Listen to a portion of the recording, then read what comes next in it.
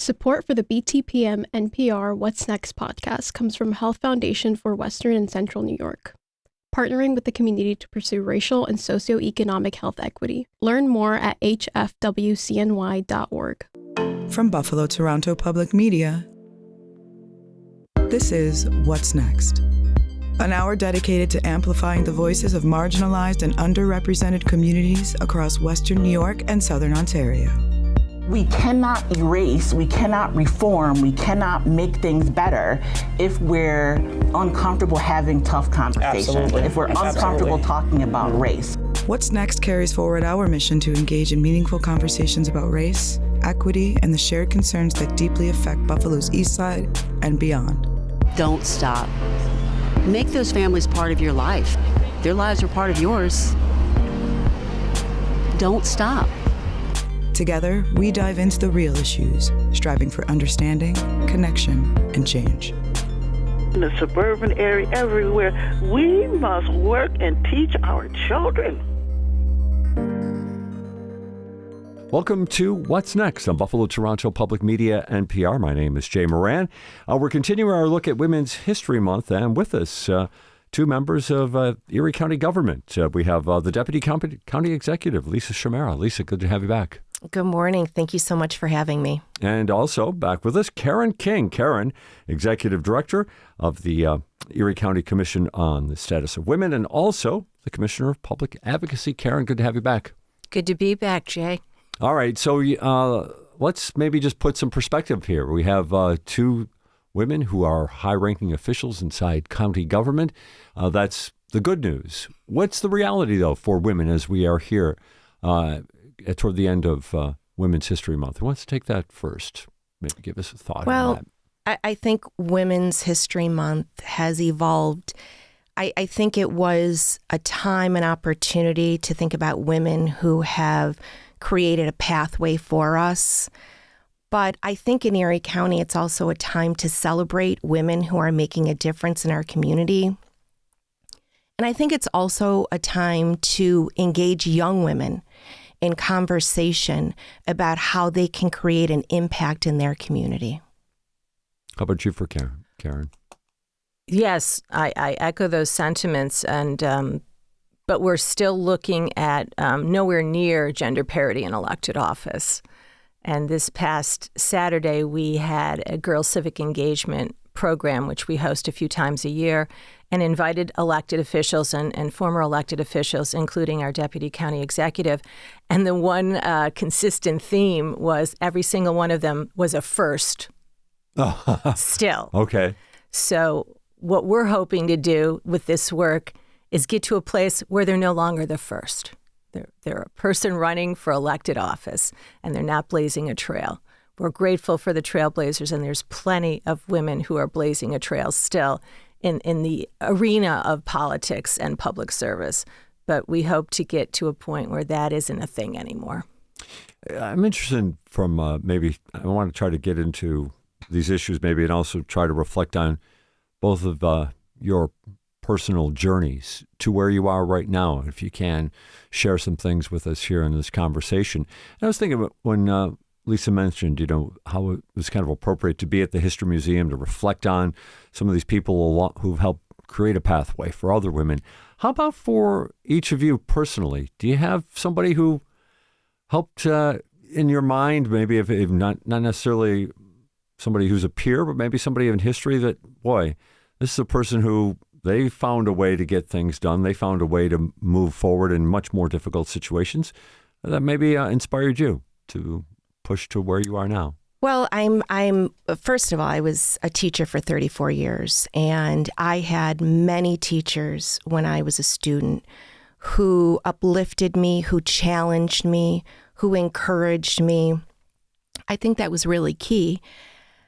I also want to talk about my mother because I was a girl, 3 girls in my family, and both of my parents made sure that they challenged us. They made sure to let us know that we could do anything we wanted to do.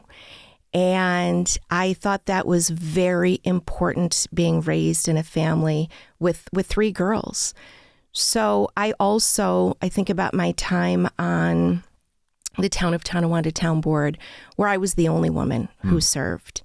And when I was running for the first time, I was the only woman running on a slate of all men.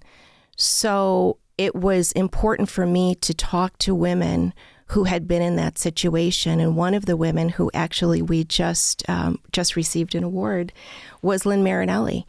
And I had conversations with her on, how do I do this? How do I navigate this as a woman? And there was really not many women to talk to at that point. So I think about how important that was. I also think about, as a legislator, 11 legislators, only 3 women. And that's still the same today. And I think about how important it was to make sure I had relationships with other women on the legislature to make sure that we were uplifting, elevating issues that were directly affecting women. So at the time, Chair April Baskin and I worked collaboratively on many pieces of legislation that uplifted women. How about you? For you, Karen, you must have some thoughts on that. Sure. Your journey to this point. Well, I think for me, what was foundational, I was very fortunate to grow up in a home where politics and ideas were discussed at the dinner table. My mom was involved in Democratic politics during the turbulent 60s and early 70s. And so they set an example, right, my folks, about being engaged, being aware, and discussing ideas, and being encouraged to discuss them. And I think particularly for a young girl growing up, and at the time that I was growing up, using your voice wasn't always something that was promoted, right? So I grew up with this sense of course I'm going to use my voice. Right. Of course I'm going to fight for injustice. It's the way I was raised. So I was very fortunate, and I realized not everybody had those conversations growing up. So it was a natural progression for me. And then, of course, along the way, teachers always played a key role. I can still name my elementary school teachers, my junior high, my high school teachers, my college professors, who were so key, at that right moment of just giving me the guidance or the pivot that I needed, for the next step. So I've always been engaged in, feminist politics and advocacy. Never ran for elected office like my boss here. She takes a lot of I'm courage. not your boss. I'm your colleague. Okay, colleague. And but which takes an incredible amount of courage, but always interested in the way that sexism and patriarchy frame our day-to-day lives. That's a very strong way of describing that. And when you're talking about, all of a sudden you're on the Tonawanda Town Board, the only woman, right? You're on the legislature. There's a couple more, but if we can also have a conversation here about those things that maybe are still happening. You'd like to think that we're all on the same page. If you're an elected official, you have just as much power and just as much respect on given situations as others, but maybe that's not the case still. I'm wondering if there's still. I know we often have conversations about microaggressions, but do you still sense those elements where, Lisa's the deputy county executive. I mean, it's a big position, but at the same time, I'm wondering if there's just those times where you get that sense where, we don't necessarily want to hear from you because you're a woman. I'm wondering if you've experienced that anymore. So, first of all, I do want to say the county executive has been very thoughtful about putting women into leadership roles, and I've appreciated that. I do think there are men who perhaps don't take you as seriously as they should. I don't think it's all men. I think I always have that mindset that I have to be well prepared. I have to work harder. I have to maybe speak a little bit louder to make sure I'm being heard. And I think that is something that when we have conversations with the young women that we bring in, we talk about the strategies we need to use when we're in those conversations in conversations where the majority of the people at the table are men. Okay. So Deb, it's still, there's still a sense that you are very, very much aware of it, whether it's overt or just the fact that, like you said, you're showing up to a meeting and 70% of the people there are men. I mean, is that fair? Yeah. Listen, you walk into a room, you take the temperature in the room. Very few people are in a position where they can say what they want when they want. We're right. all doing a degree of editing and understanding what the proper protocol and decorum is in terms of the setting. The bottom line is, we want to achieve certain things. And there are a number of hurdles that maybe you were expecting or maybe you weren't expecting, but that's the business of governing and politics. And I must, echo what the Deputy County Executive just said about our County Executive, Mark Polenkars. He's been very supportive of every initiative that I've brought forth to him. He is supported wholeheartedly.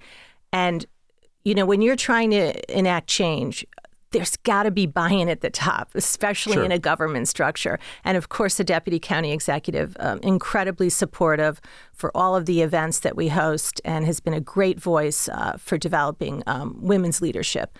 It's really important to have that buy-in at the top.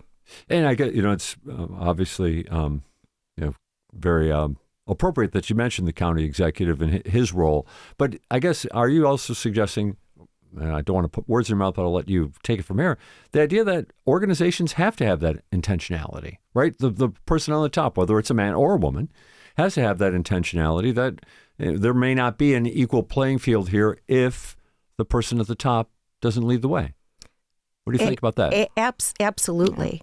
And we had conversations at the event this past Saturday, and we did not realize it at the time, but we were all firsts. Right.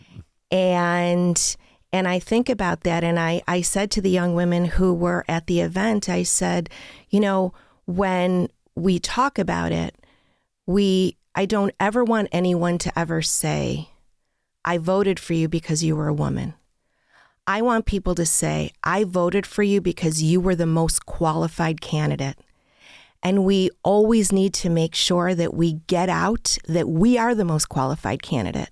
Our background, the experiences we've had, leadership teams we've been part of, change that we've helped create. And I think that is important. And I think that we always need to work hard to make sure everybody in the room understands that.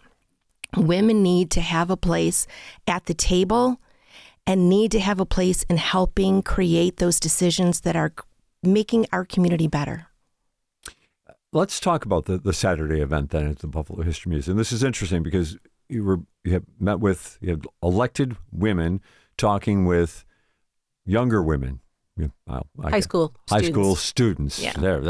Instead of me using the word girls, right? So younger you high school students. You can still say girls. I guess I can still say girls.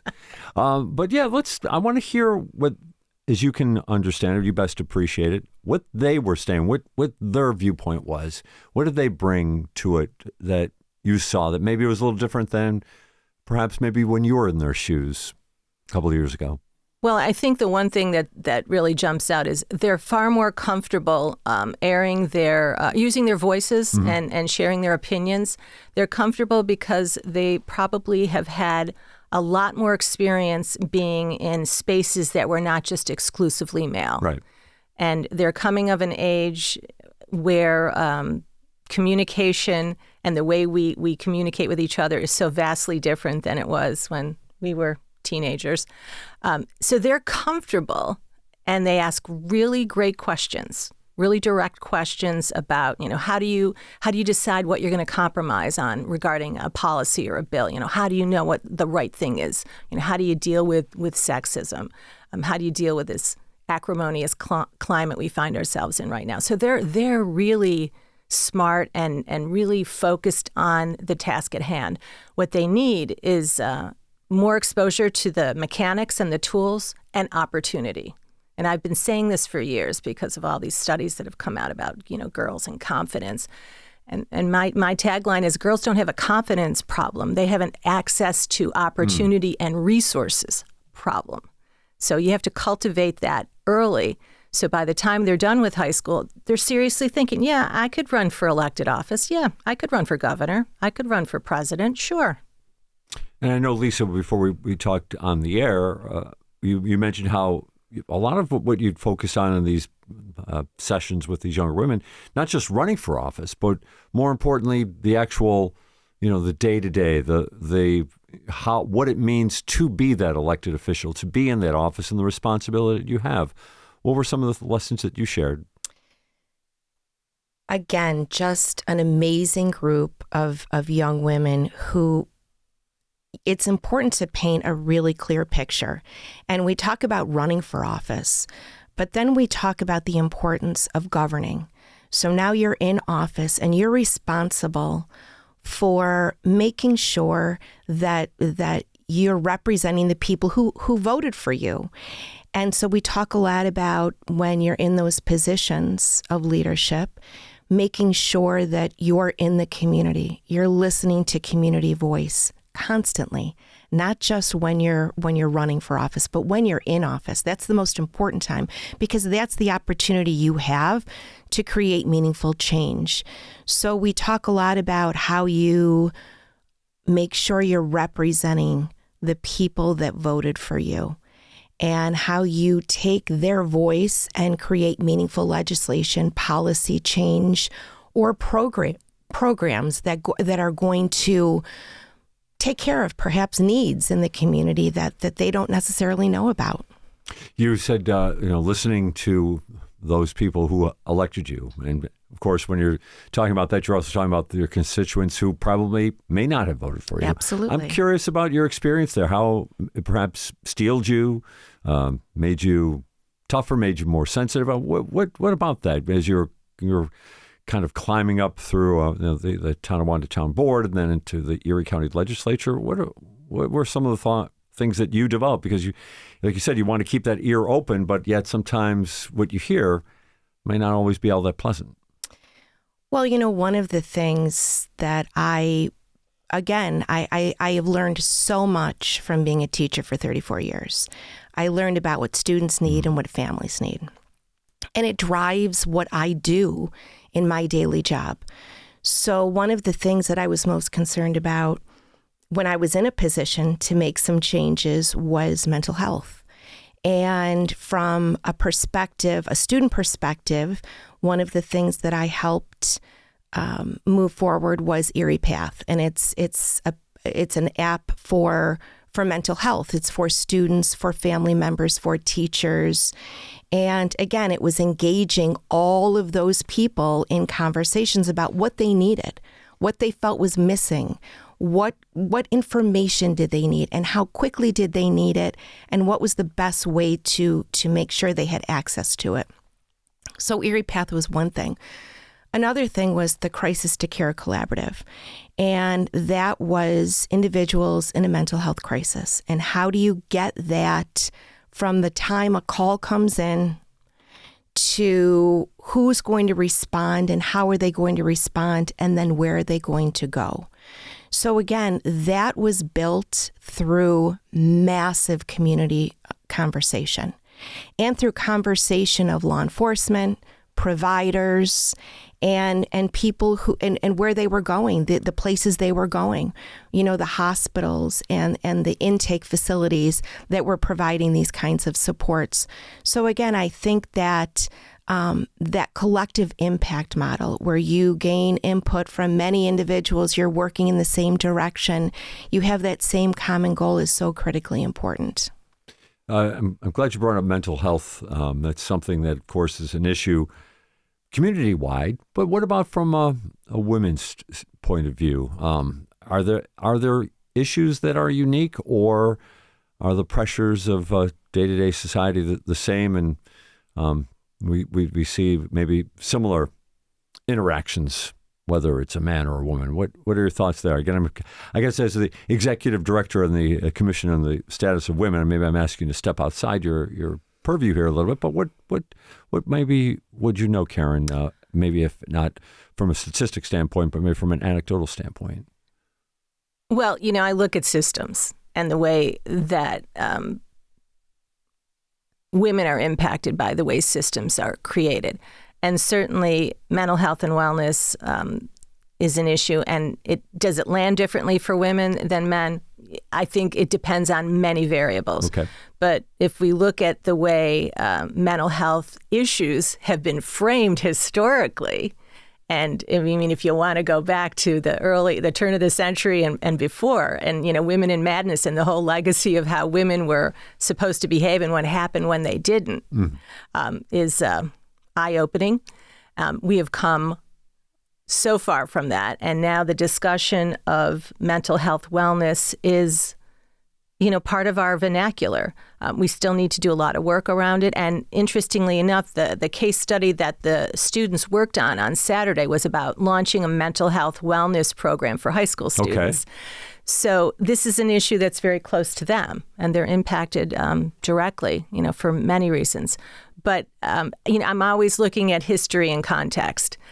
So if you're a student of history and you want to go back to the ways that women were institutionalized because they were, quote, mad, versus having a voice, is a really interesting perspective to not lose sight of. So we've come a great distance. We still have a long way to go. But do you see remnants of that still today?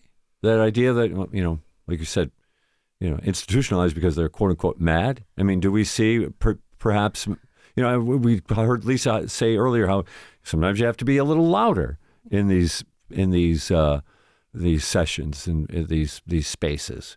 Well, I will say this. I think most of the women I know, particularly those in leadership roles, are very cognizant of how to appear publicly and very mindful of how we articulate what we're trying to do.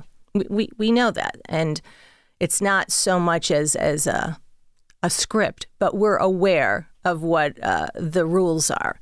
And sometimes we have a little more latitude to push those boundaries, and we do try to do that. But we're also always aware of in the moment, if I say this, what will the fallout be? Or what will the long-term or short-term ramification be? Do I want to say this right now? Do I want to take on this battle right now in this moment, or do I want to wait? Right? We're all making these calculations in the moment. Sure. And I'll just follow up with this, and not necessarily asking for you on a personal level, but to me, that sounds like a lot of pressure. Have you found former colleagues, who, after a while, the pressure of living that type of reality just gets a little too difficult, or is it, or do you just feel like, maybe most of the people that just have been able to overcome? Well, the thing I've learned about county government is it's such an important component of our daily lives. And when you go through catastrophic events, like what happened in May at TOPS and the brutality of it, COVID, weather events, you realize the role that county government plays in so many parts of our lives. And is it perfect? No. But it is such an important component of how we get through our lives.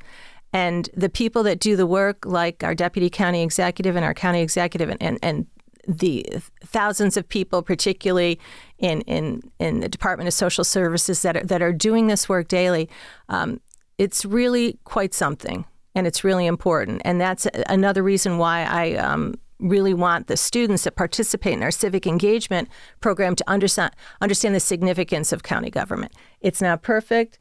There are always going to be challenges, but it's so important as a resource in our daily lives. And I think one of the questions that students always ask, how do you balance everything? How do you balance your life, your family, your job? That is particularly challenging for women.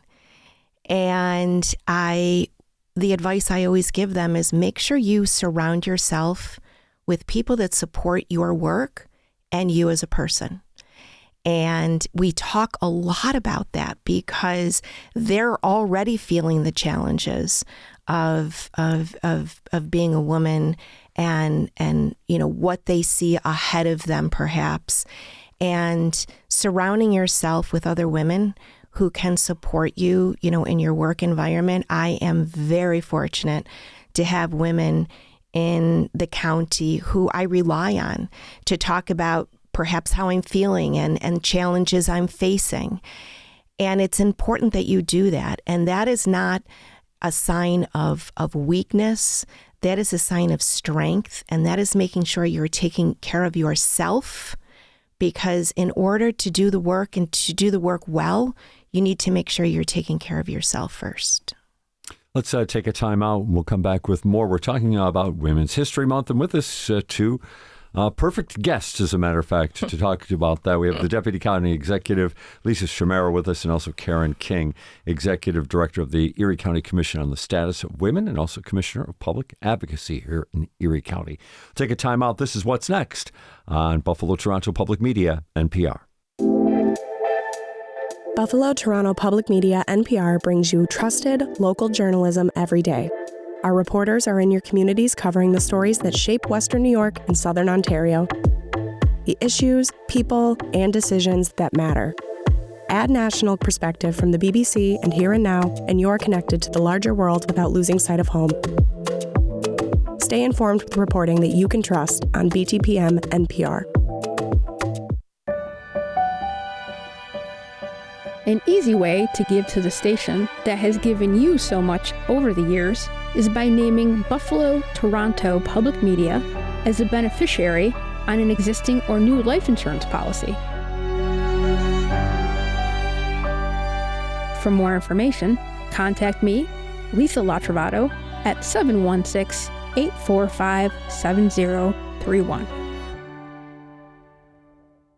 Calling all storytellers in kindergarten through 3rd grade. The Buffalo Toronto Public Media PBS Kids Writers Contest is back. Here are the details for parents, caregivers, and educators. Kid writers from Western New York and Southern Ontario can send us their stories until March 31st for a chance to win prizes and be featured in a celebration live streamed from our studios. Don't wait. Visit btpm.org/writers contest to submit your entry today.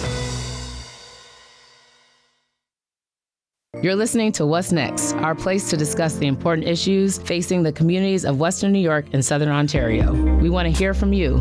Click on the Talk to Us option in the BTPM app, and we'll work to get your questions or comments on the air. Do you have a story or concern we should be addressing? Email us at what'snext@btpm.org. Together, we'll have the conversations that matter. This is Buffalo Toronto Public Media, NPR. And welcome back to What's Next.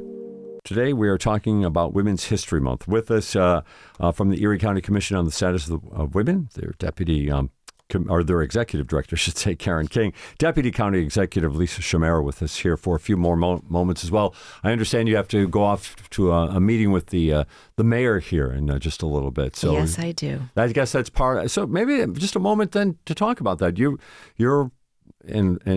from the executive branch, the highest ranking woman in Erie County.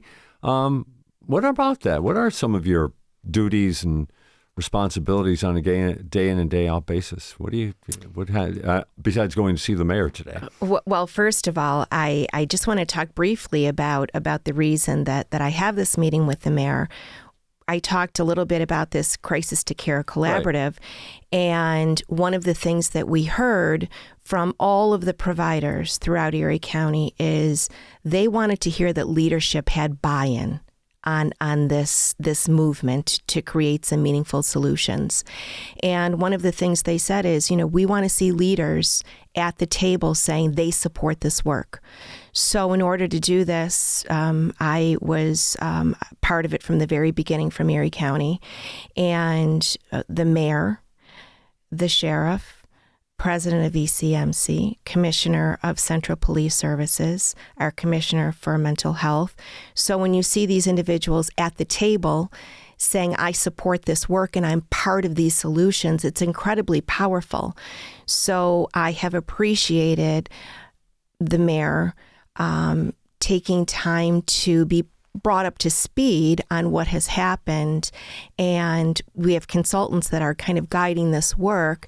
So Mayor Ryan is kind of bringing together that leadership team at City Hall today to have these discussions. So that's why I'm leaving today, but it is incredibly important, incredibly meaningful, and of course, incredibly challenging getting all of these individuals together at the same time. Yeah, that's got to be just a big part of what you do on a basis, is trying to always kind of, build these coalitions, keep them in touch. I think that I am incredibly proud of the work that I do with different organizations throughout our community.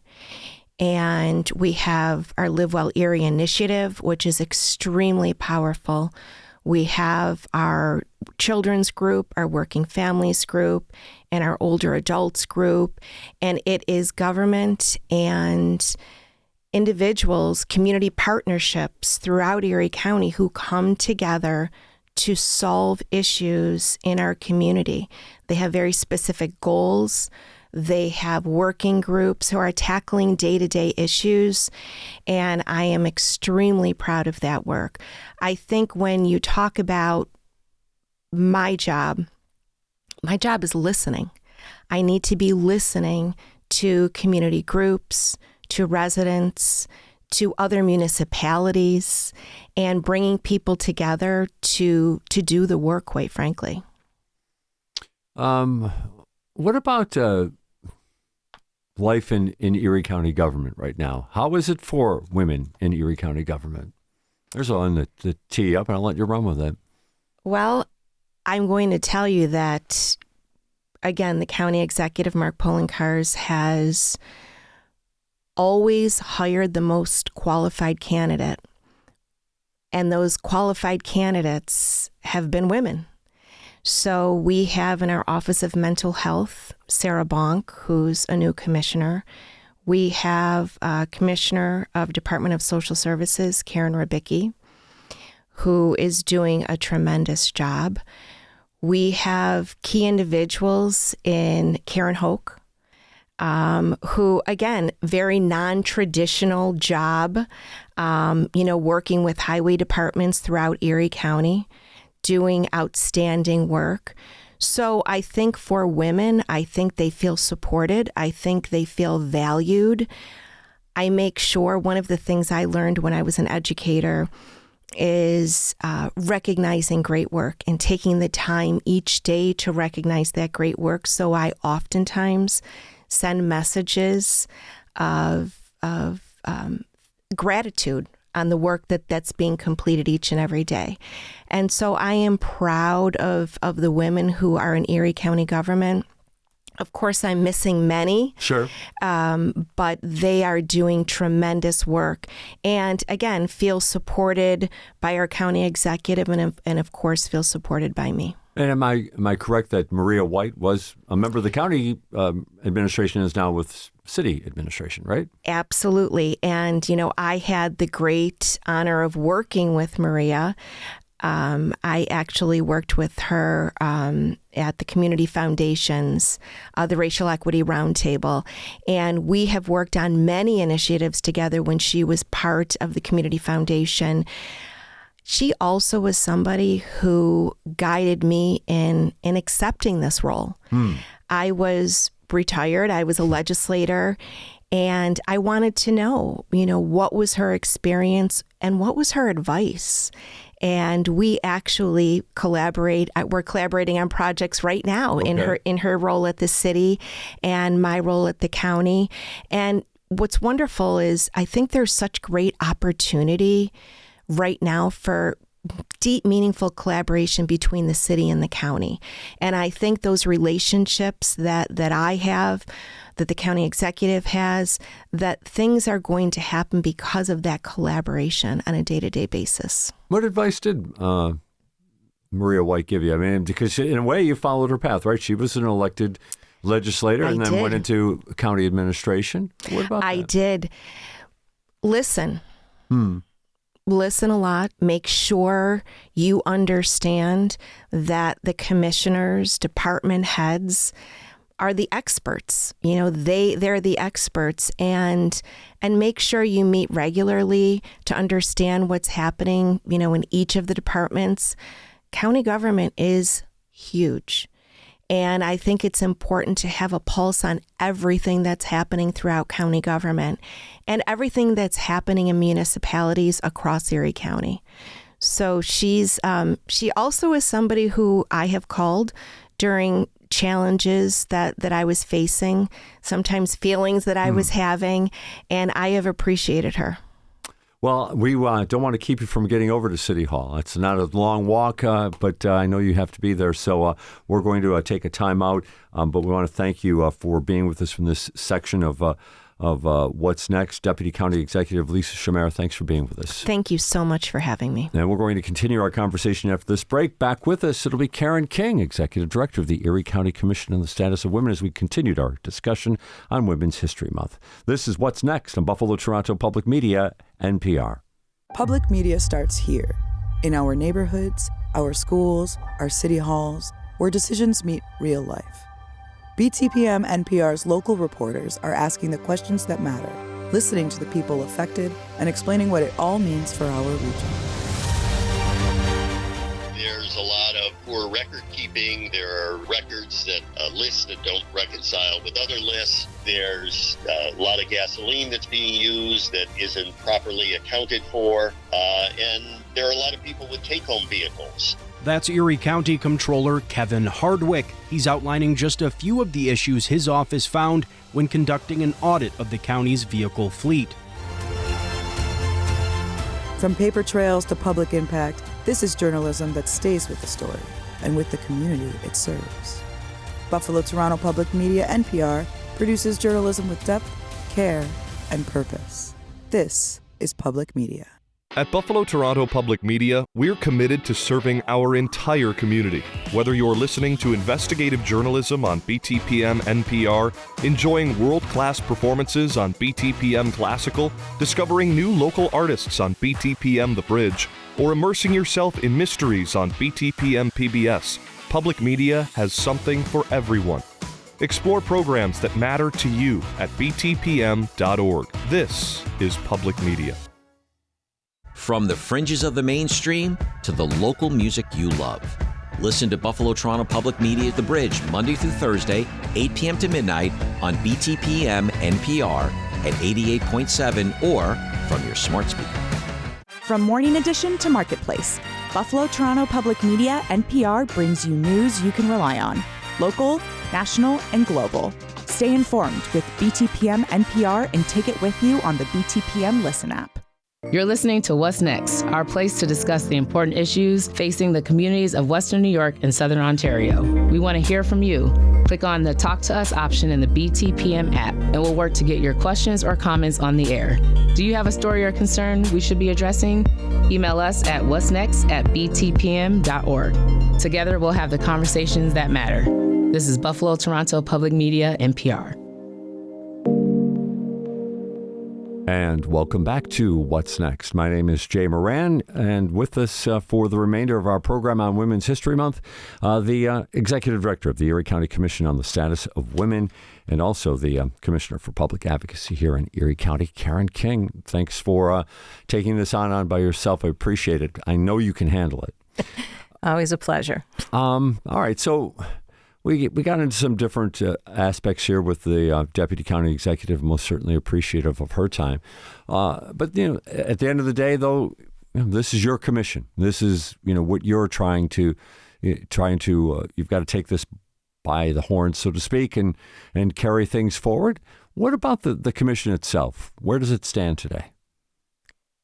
Well, I'm proud of the work we're doing. One of the central core missions is to elevate the voices of women. The department is not a service provider, for example, like the Department of Social Services. Right. Our main function is to serve as an educator, a collaborator, a convener with within county government, within other departments, as well as the larger community. So the program that we just hosted last Saturday with the Girls Civic Engagement Program is an example of convening community leaders. There are teachers there from several high schools. We had elected officials.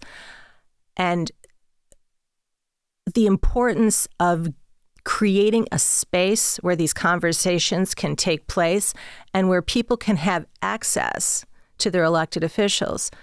This is a really special and unusual circumstance where students have direct access to elected officials to ask them a wide variety of questions, and to build that relationship and to know, oh, now I know who my, April Baskin, she's our New York State Senator, Karen McMahon, oh, she's our Assembly member, Deputy County Executive Shamira, Leah Holton Pope, she's in the city. So these are people that they can identify with and have access to, and every single one of the electeds is so extending and encouraging. So creating opportunities, I like to say, where women's voices are raised and centered. It sounded like a great event, but I'm really kind of curious from your perspective. We got into this a little bit earlier, talking about somebody along the pathway for you, about the journey. And you mentioned teachers, you mentioned your mother, your family.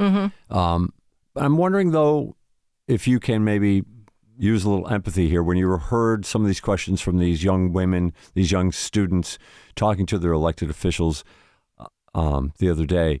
Do you feel like the conversation is different now than it may have been or would have been when you were their age? Or were the questions the same? No, without question, they're different. Yeah? They're much more complicated. They're much more sophisticated. There's much more of an awareness of the role of government. Okay.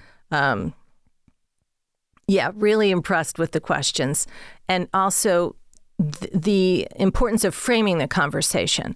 So when the electeds were talking about being the first, and every single one of them had an example of being the first, we talked about the way politics is no longer business as usual. I mean, it is still in many ways, but with more women getting involved in elected office and going through that process, the metrics of how do you get to that space have changed dramatically. I'm not sharing anything that hasn't been said before, but, for the most part, it was an old boys network. Absolutely. And certainly at the more senior levels, where'd you go to school? Who's your father? Who do you know? Right. And it was a clubby, if you will.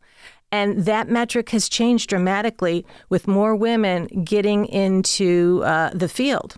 And that's an important shift. And we really wanted to highlight that with the students, saying that shift in how you get there and then how you're supported and what matters has changed.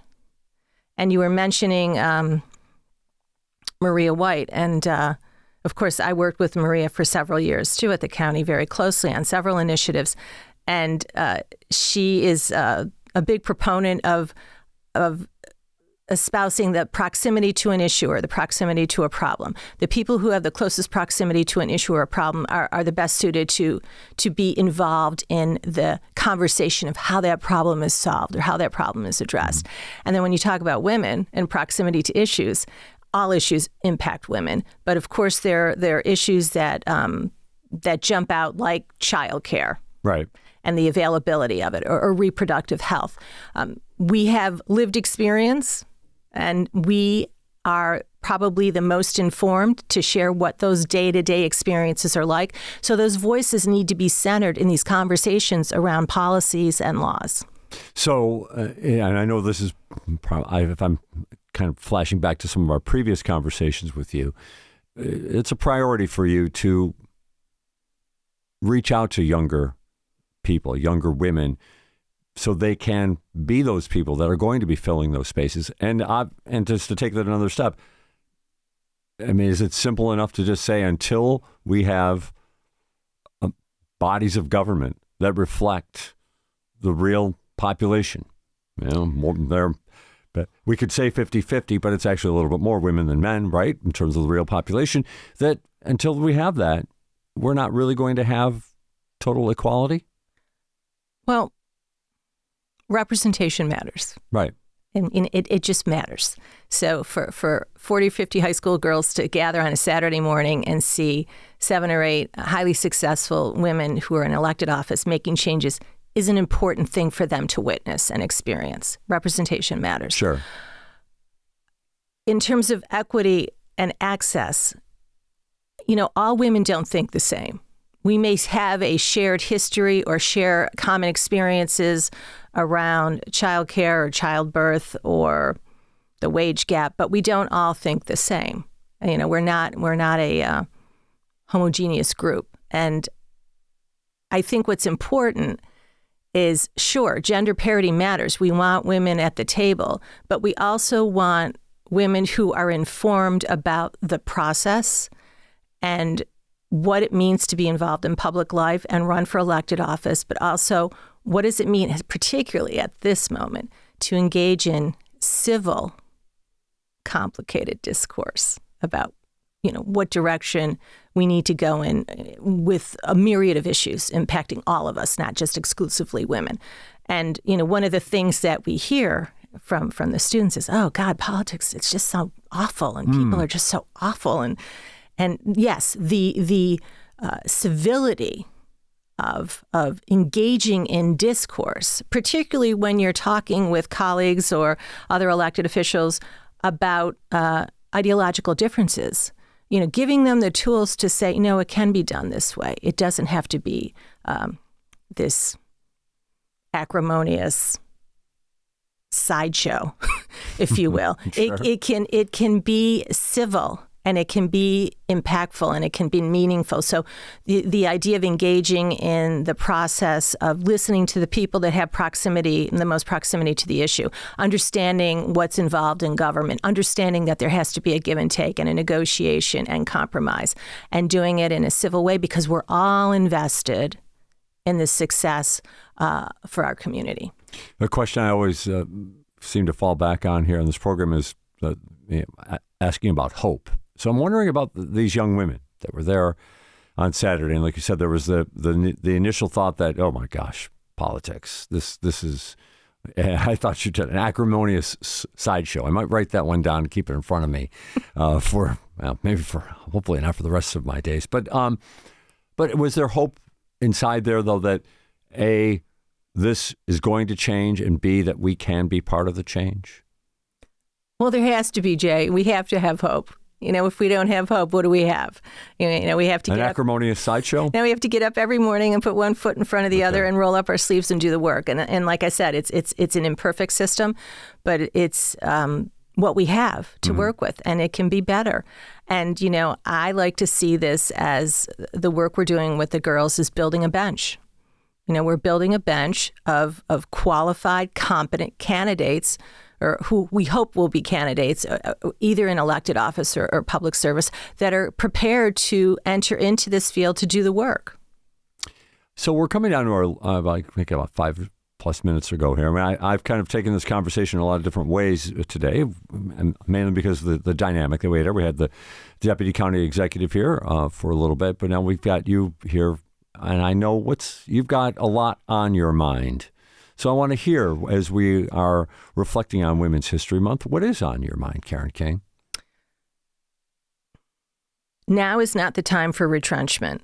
There have been attempts to roll back the successes and the achievements of equity for women, and now we're seeing a retrenchment and a assault on those important milestones. We have come a long way, don't get me wrong. Right. We've made great strides, and I work with incredibly talented and dedicated women in leadership roles every day. I am hopeful, but we can't shy away from this work. We can't shy away from the value of diversity, equity, and inclusion. We can't shy away from the importance of leadership development for women of color, for Black women, for women who've been marginalized, because there are things happening right now that, under siege is just the best way I can say it. That's what we're dealing with. We'll continue to fight. We will not go backwards. I mean, there's no way we can go backwards, right? The laws of physics, right? We got to move forward. And this next generation of women will have a lot of work to do, but we're going to prepare them, and we're going to support them and encourage them and mentor them, and we'll get there. What on the national level then is getting your attention and maybe has your greatest concern right now? Well, of course, March 26th marks All Women's Equal Pay Day, and it's frustrating to know that the gender wage gap persists in spite of the incredible achievements women have made in every field. Earlier, the Deputy County Executive was talking about women in the trades, which is really important because that's a profession, of course, that's been male-dominated, but it's one of the professions that offers really great wages and benefits, and for in many cases, collective bargaining agreements, which also are really helpful in terms of a social safety net that women need, particularly if you're a woman raising children on your own. So that's a good sign, but we need to be pushing not just government and laws, but of course, legislation is key. There's a pay transparency updated act that is in the State Assembly and Senate right now that's being tweaked that will give the current legislation more teeth, which is important. But employers play a role in terms of narrowing the wage gap and being transparent about the benefits they offer. So we all have to work together collectively to address this, because there's not going to be one thing that solves this problem or eradicates gender wage disparities. It's going to be a collective effort. So that is something that I continue to work on. Of course, intimate partner violence, domestic violence is still an issue, and we grapple with that in its many forms, and we try to address that. The program that we run in February for high school students is the Teen Dating Violence Awareness Summit, which gives students an opportunity to learn about what are healthy relationship dynamics and what resources are available in the community to address that. So we make an effort to create learning opportunities and spaces for these conversations to happen, and we keep working on the issues. Well, then you almost took my final question out of my mouth. So what is next then for the Commission on the Status of Women? Well, we were talking earlier about mental health and wellness. We'll be doing a series of programs, roundtable discussions later on this year, starting in late spring and wrapping up towards the end of the calendar year, that focus on the challenges that women face, particularly this idea of a burnout and balancing family life and the responsibilities of caretaking and success at work. What does that look like, and how are women navigating that? We know a lot of women. I mean, I can tell you, every single woman I know, one of the first things she says to me is, "I'm so tired. I'm so tired." I think I hear that in my household. And there's a reason why we're tired. I think I understand those reasons. We're always working and vigilant about these issues. But so we'll be hosting a series of conversations from women in the workplace, HR executives, people who are employed, what they're looking for in terms of how do we better support the advancement of women in these spaces, and how do we recognize that when they leave their workday, they have a whole other shift, right? The second shift, we used to call it, in terms of caretaking responsibilities that are there's a lot for us to do, and I say that's why we're tired, because we're never really not working. We're either working inside the home or outside the home in our places of employment. So we're going to talk about how organizations are structured to either hinder that or support it, and how they can be restructured to be more supportive, with the understanding of, one example was, how do you measure merit? Through what lens do we recognize merit, and how are women penalized with those metrics? Oh my goodness! You just opened up a whole new. We don't have time for that. We'll come back. We'll come back in the fall, and we'll talk about that program. I'd be happy to do that. Very good. Well, I think that will wrap us up for this program. Anybody wants more information? You have a website, obviously, people can go to, right? That's right, at erie.gov, and then you go to the website, and you'll find the Commission on the Status of Women, which is a tab, and you'll go to our website, and you'll find a whole wealth of information. And it's all, of course, led by the executive director, and that is Karen King, our guest today on What's Next. I want to thank you for being with us, and hopefully we'll have more conversations moving forward here as well. Also want to thank Deputy County Executive Lisa Shamero was with us for the first part of our program as well. But Karen, thanks for being with us on What's Next. Thank you, Jay. This has been What's Next on Buffalo Toronto Public Media, NPR.